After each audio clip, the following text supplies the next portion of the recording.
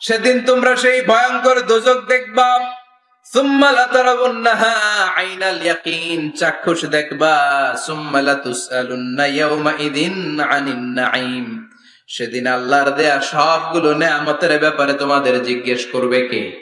আল্লাহ। লাতুসআলুন্না ইয়াওমাইযিন আনিন নাঈম। বিশ্বনবী একদিন রাতের বেলা ক্ষুধার্ত, প্রচন্ড ক্ষুধা, ক্ষুধার চোটে ঘর থেকে বের হয়ে দেখে আবু বকরও বাইরে, ওমরও বাইরে। ঘটনা কি?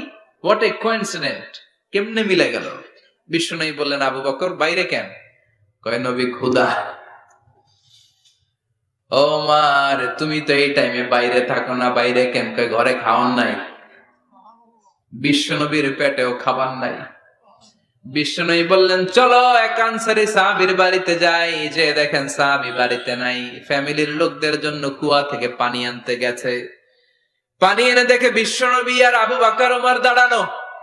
সাহাবী বলে, ও নবী, গভীর রাতে আপনি আমার বাড়িতে এসেছেন, আমার চেয়ে সৌভাগ্যবান এই মুহূর্তে পৃথিবীতে কেউ নাই। ও নবী, কি মেহমানদারি করব? বিশ্বনবী বললেন, যা আছে তাই নিয়ে আসো। সাহাবা খেজুর বাগান থেকে খেজুরের ডাল ভেঙে আনলেন। ওই ডালের মধ্যে বিশ্বনবী কত প্রামাণ্য বর্ণনা দিচ্ছেন। বিশ্বনবী বললেন, খেজুরের ডালে আছে কিছু কাঁচা খেজুর, কিছু পাকা খেজুর। আমরা তিনজন মিলে টানাটানি করে খেতে লাগলাম, ক্ষুধায় অস্থির। আমাদের সামনে ছাগল জবাই করা হলো, আগুনে ঝলসে গোশতগুলো দেয়া হলো, তিনজন মিলে ভাগ করে খেলাম। বললাম, আবু বকর এতক্ষণ ক্ষুধার্ত ছিলা, ক্ষুধা দিছিল কে? আল্লাহ। এখন তোমার পেটে ক্ষুধা আছে নাকি? কয় নাই। এই নিয়ামত তোমার দিল কে? আল্লাহ। সুম্মা লাতুসআলুন্না ইয়াওমাইযিন আনিন নাঈম। বিশ্বনবী বললেন, ও আবু বকর, এই যে নিয়ামত এই মাত্র খেলা, এই নিয়ামতের ব্যাপারেও তোমার জিজ্ঞেস করবে কে? তাইলে প্রতিটি নিয়ামতের ব্যাপারে ইন দ্য ডে অফ জাজমেন্টে প্রশ্ন আছে না নাই? নিয়ামত আল্লাহ আমাদেরকে কম কম দিছে, তাই না? কথা কম, কথা কম।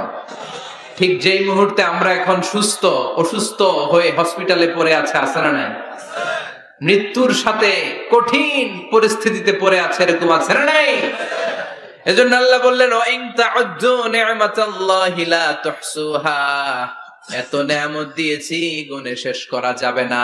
কিয়ামতের দিন এই নিয়ামতগুলোর ব্যাপারে পাই টু পাই আমাদের কাছে হিসাব চাইবে কে? আল্লাহ। কথা কোন? আল্লাহ। পাঁচটা বিষয়ের হিসাব চাইবে। নাম্বার 1, আন হায়াতিহি ফিমা আফনা। তোমার জীবনটাকে তুমি কোন কাজে লাগিয়েছো? এটা হচ্ছে কমন কোশ্চেন। কবরের প্রশ্ন আমাদের 4টা, আর কিয়ামতের ময়দানে কয়টা? কথা কন। নাম্বার 1, জীবন দিয়েছে, জীবন কোন কাজে লাগিয়েছো? নাম্বার 2, জীবনে যে যৌবন আছে, যৌবনটারে কোন কাজে লাগিয়েছো? ঠিক কিনা? যৌবনের ইবাদত আল্লাহর কাছে বড় প্রিয়। যুবক যারা নামাজ পড়ে, বুড়ো হলে নামাজ পড়তে না পারলেও আমল নামায় নামাজের সওয়াব দিবে কে? আল্লাহ। সুবহানাল্লাহ কইবেন না? পেনশন স্কিম, এটা কি বলে? After service appreciation. 30 বছর গভর্নমেন্ট জব করার পরে বয়স হচ্ছে 60, আর করতে পারেন না, তখন একটা বান্ডেল, এক বান্ডেল টাকা আপনারে দিয়ে দিবে। পেনশন স্কিম, জাতিকে সাথ দিয়েছেন, এখন পারেন না, তারপরেও টাকা আছে না নাই? এটাকে বলে আফটার সার্ভিস অ্যাপ্রিসিয়েশন। এত সার্ভিস যে দিয়েছেন, অ্যাপ্রিসিয়েশন। এজন্য যুবক যারা এখন নামাজ পড়ো, ইসলামের পক্ষে থাকো, বুড়ো বয়সে কোমরে ব্যথার কারণে নামাজ পড়তে না পারলেও পেনশনের মতো আমল নামায় সওয়াব দিবে কে? আবার 7 শ্রেণীর ব্যক্তিকে কিয়ামতের ময়দানে রব্বুল আলামিন আরশের নিচে ছায়া দিবেন।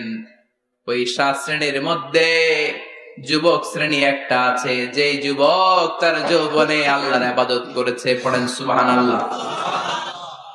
যৌবনটা আল্লাহর ইবাদতে কাটিয়েছে, তার জন্য স্পেশাল আল্লাহর আরশের নিচে ছায়া আছে না? এই 7 শ্রেণীর মধ্যে 2 শ্রেণীর যুবক।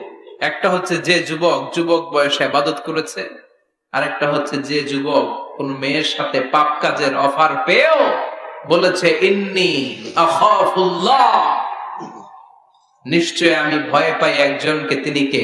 আল্লাহ। চিল্লায় বলেন, কে? যাদের হৃদয়ে আছে আল্লাহর ভয়, তারা কবু পথ ভুলে যায় না। আল্লাহর প্রেম ছাড়া এই দুনিয়ায় কারো কাছে কোনো কিছু চাই না। রাতের আধারে যারা সেজদাতে রয়, দু চোখের শ্রুতে নদী যেন বয়। ছলনার হাতছানি যতই ডাকুক, পেছনে ফিরেও সে তাকায় না। যাদের হৃদয়ে আছে আল্লাহর ভয়, তারা কবু পথ ভুলে যায় না। ঠিক কিনা? আল্লাহর ভয় অন্তরে থাকার দরকার আছে না নাই? এজন্য এই 5টা প্রশ্নের উত্তর না দিয়ে কোন বনি আদম কিয়ামতের দিন পা নাড়াতে পারবে? আল্লাহ আমরা যেন প্রশ্নগুলোর উত্তর সঠিকভাবে দিতে পারি, তুমি তৌফিক দাও। এজন্য দুনিয়ার মোহে পড়ে থাকা যাবে না, কবরের চিন্তা থাকার দরকার আছে না নাই? কবর নিয়ে ভাবতে হবে। কবর is a reminder for every মুসলিম। এই কবর গ্রেভিয়ার্ড, কবরস্থানগুলো আমাদের জন্য রিমাইন্ডার। প্রতিদিন অ্যানাউন্স হয় অমুক এলাকার অমুক ভাই আমাদের মধ্যে দুনিয়ায় নাই, তারপরও আমাদের টনক নড়ে না। ঠিক কিনা? এজন্য আল্লাহ বলেছেন আলহাকুমুত তাকাসুর, তোদের টনক নড়বে না হাত্তা যুরতুমুল মাকাবির, যতদিন না তোমরা কবরের ভেতরে না ঢুকবে। আমরা যেন কবরের প্রশ্নের জন্য প্রস্তুতি নিতে পারি, কবরের জন্য প্রিপেয়ার থাকতে পারি। আল্লাহ তুমি তৌফিক দাও। আর জোরে পড়েন আমিন। আখিরাতের প্রশ্নগুলো যেন আমরা সুন্দর করে উত্তর করে জান্নাতের অধিকারী হতে পারি। আল্লাহ তুমি তৌফিক দাও। আর জোরে পড়েন আমিন। যতগুলো কথা বললাম কোরআন সুন্নাহর আলোকে বলেছি, বানিয়ে কিছু বলি নাই। তারপরেও আমার মনের অজান্তে কোনো মিস ইনফরমেশন যদি আমার মুখ ফসকে বেরিয়ে যায়, সেগুলো যেন আল্লাহ তাআলা আমাদের স্মৃতিপট থেকে মুছে দেয়। আমরা পড়ি আমিন। সত্য, সুন্দর, কল্যাণকর, হকের পক্ষে যা বলেছি তার সবটুকু প্রথমে আল্লাহ তাআলা আমাকে এবং আপনাদের সবাইকে আমলের তৌফিক দান করুক। আমরা পড়ি আমিন। শীতকালে রাত 12টা তো মানে অর্ধেক রাত শেষ। এত রাত পর্যন্ত আপনারা বসেছিলেন। আল্লাহ আজকের এই মাহফিলটা তুমি আমাদের নাজাতের ওসিলা বানাও। যা শুনলাম যেন আমল করতে পারি, তৌফিক দাও। সুবহানাকাল্লাহুম্মা ওয়া বিহামদিকা আশহাদু আল্লা ইলাহা ইল্লা আনতা আস্তাগফিরুকা ওয়া আতুবু ইলাইক। ইয়া রাব্বি লাকাল হামদু কামা ইয়ানবাগি লিজালালি ওয়াজহিকা ওয়া আযীমি সুলতানিক। লাকাল হামদু বিল ঈমান, লাকাল হামদু বিল ইসলাম, লাকাল হামদু বিল কুরআন।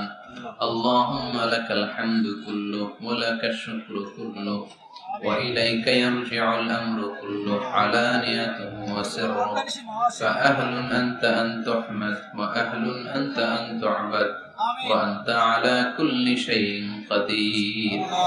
لك الحمد حتى ترضى ولك الحمد إذا رضيت ولك الحمد بعد الرضا. لك الحمد حمد الحامدين، حمد الشاكرين، حمد الذاكرين، حمدا يوافي نعمه ويدافع نقمه ويكافئ مزيده. لك الحمد كما ينبغي لجلال وجهك وعظيم سلطانك. اللهم اهدنا فيمن هديت، وعافنا فيمن عافيت، وتولنا فيمن توليت، وبارك لنا فيما أعطيت، وقنا واصرف عنا برحمتك شر ما قضيت. إنك تقضي بالحق ولا يقضى عليك. اللهم لا تدع لنا ذنبا في مقامنا هذا إلا غفرته، ولا دينا إلا قضيته، ولا مريضا إلا شفيته، ولا مجاهدا في سبيلك إلا نصرته، ولا حاجة من حوائج الدنيا إلا وفيتها يا الله. اللهم اجعل القرآن العظيم ربيع قلوبنا ونور صدورنا وجلاء أحزاننا وذهاب همومنا وغمومنا، واجعله شفيعنا يوم الحساب، وارزقنا تلاوته آناء الليل وأطراف النهار. ربنا ظلمنا أنفسنا وإن لم تغفر لنا وترحمنا لنكونن من الخاسرين. ربنا آتنا في الدنيا حسنة وفي الآخرة حسنة وقنا عذاب النار. রব্বুল আলামিন আমাদের হাতগুলো তুমি কবুল আর মঞ্জুর করে দাও। আমাদের জীবনের সব গুনাহ তুমি মাফ করে দাও। আমাদের গুনার কোনো শেষ নাই, সীমা নাই। আমাদের গুনার কোনো শেষ নাই, সীমানা নাই।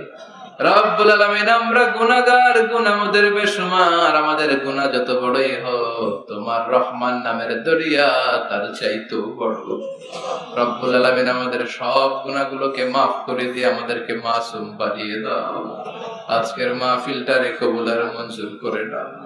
যারা টাকা দিয়ে, পয়সা দিয়ে, বুদ্ধি আর পরামর্শ দিয়ে মাহফিলটারে সার্থক করলো, আল্লাহ মাহফিলটারে নাজাতের ওসিলা বানাও।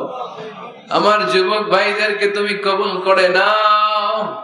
তারা যদি ইসলামকে মানে, বাংলাদেশে ইসলাম প্রতিষ্ঠা আমাদের জন্য সহজ হয়ে যাবে।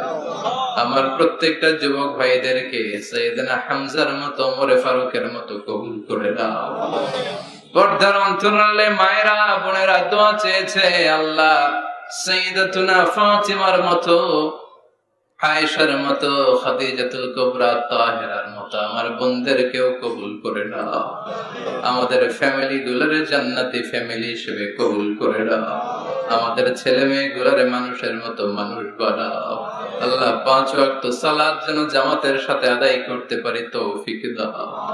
আল্লাহ দুনিয়ার মোহে পড়ে তোমার যেন ভুলে না যাই।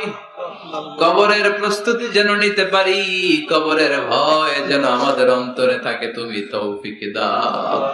রব্বুল আলামিন ফাজিল মাদ্রাসা কামিল পর্যন্ত উত্তীর্ণ হওয়ার জন্য যা যা করা দরকার ব্যবস্থা করে দাও। এই মাদ্রাসার শিক্ষক মণ্ডলীকে কবুল করে নাও। গভর্নিং বডিতে যারা আছে কবুল করে নাও। ছাত্র ছাত্রীদেরকে যুগ শ্রেষ্ঠ আলেম বানিয়ে দাও। রব্বুল আলামিন আমাদের আব্বা আম্মা যাদের বেঁচে আছে হায়াতে তাইয়্যিবা দান করে দাও। আমাদের যত মৃত আত্মীয় স্বজন কবরের বাসিন্দা, কবরগুলোর জান্নাত বানিয়ে দাও। রব্বুল আলামিন যারা ব্যবসা করে ব্যবসায় বরকত দিয়ে দাও, চাকরি করে চাকরিতে বরকত দিয়ে দাও। যাদের কাঁধে ঋণের বোঝা, ঋণ হালকা করে দাও। রব্বুল আলামিন আমার ভাইদের মনের সব নেক মাকাসেদ পূরণ করে দাও। বাংলাদেশের উপর তুমি তোমার খাস রহমত বরকত নাজিল করে দাও। নেয়ামত দিয়ে তুমি আমাদের জীবনটারে ধন্য করেছো রে মাওলা। তোমার নেয়ামতের শুকরিয়া কোন ভাষায় আমরা করব, এই সুন্দর ভাষা তোমাদের জানা নাই। তোমার সবগুলো নেয়ামতের শুকরিয়া করলাম, তুমি কবুল করে দাও।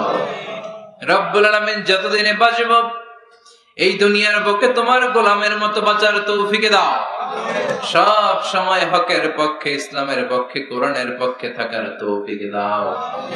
রব্বুল আলামিন কয়দিনের হায়াত নিয়ে দুনিয়ায় আমরা এসেছি জানি না, যতদিন বাঁচবো হকের পক্ষে কথা বলার তৌফিক দাও।